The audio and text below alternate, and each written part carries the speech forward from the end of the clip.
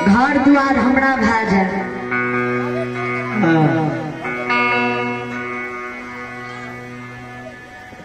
लक्ष्मण तू जे गाय नहीं उपटैब, हमें गाय बछरू के पलवा में खोलिए लब, किया त आदरा के दिन मनल छे।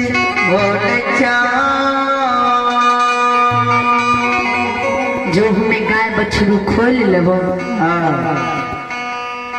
एको गाय बछरू लक्षण तरा पलवा में नहीं संभरता। ए हो गाय अलग किला खुटा तोड़ के भागता, बछरू अलग भागता, मनहा साढ़ लक्षण अलग भागता। एक तू बाल काल उम्र में छो, ए पलवा जंगल में बाघ सिंह बसई है। अस्कर जी तरह बागे पलवा में देखता। आरे गिधर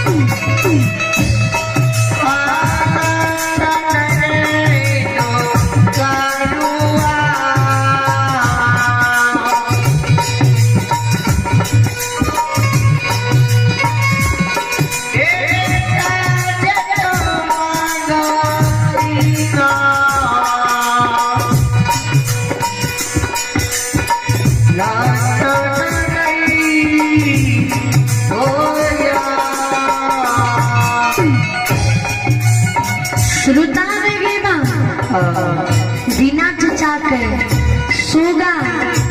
रे बाबू भाई की जन्मल बेटा भतीजा नहीं हो छे। तू हमार पुत्र नहीं छही, पुत्र के समान छी। बुद्धि नहीं छो, निर्बुद्धि छी। कैसे तोरा बुद्धि दे रहलियो ये, ज्ञान दे रहलियो ये, कि देखी दुनिया में भाई सन की हित ने भाई सन की दुश्मन ने विचार करवे।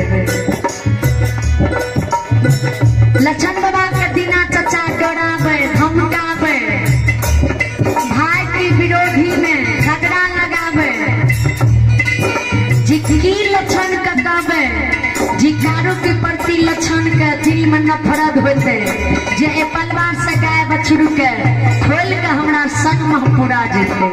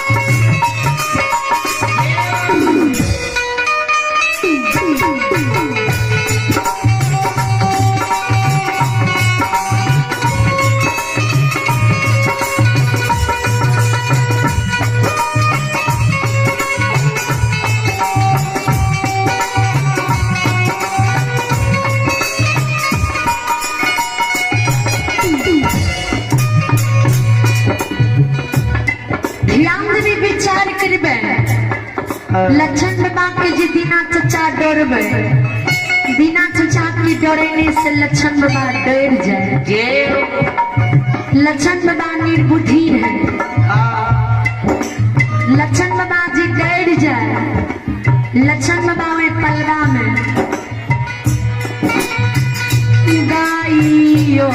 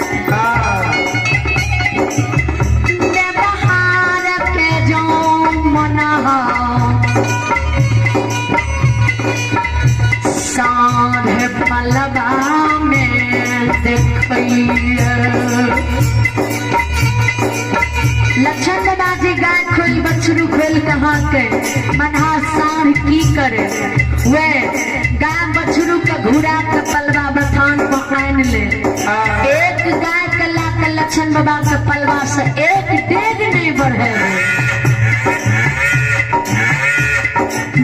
गाय ला के जी मनहा लक्षण बाबा के नहीं जाए दे लक्षण बाबा के गुस्सा से शरीर की खून खोले भरतिया बांस के लाठी हाथ कर ले सीना तान के मनहा लोग में खार भा जाए कराए दुश्मन किया न तू गाय ला के जल दे छी मारा के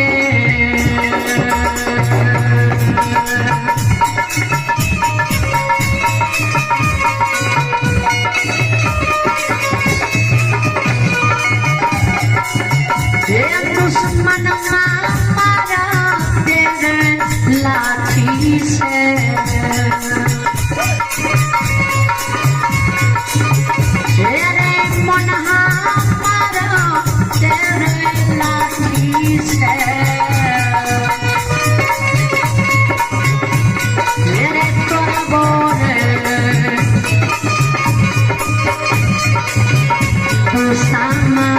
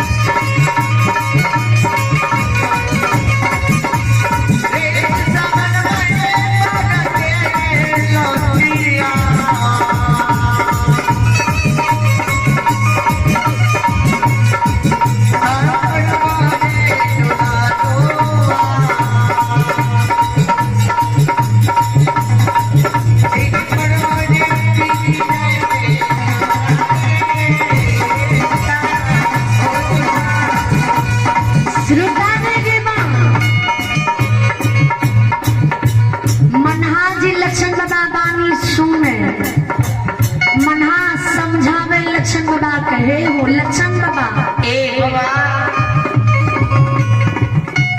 हम तोरा से झगड़ा करे ला नहीं चाहे छिया हम तोरा से लड़ाई करे ला नहीं चाहे छिया लक्षण बाबा के किया तू गाय के रोके छी किया नहीं जाए ले दे छी जो जाए ला नहीं देभी जो गारू बाबा के हम पोसल पालल हेबे दादा भाई जो हमरा पोसने हेते मनहा तो मार लाठी से पलवा में तोहर लहास गिरा देबो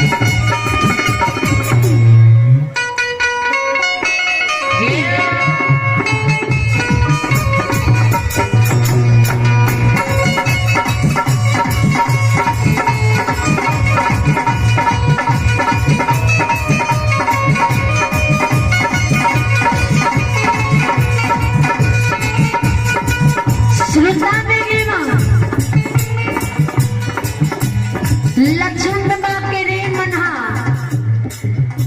तेरे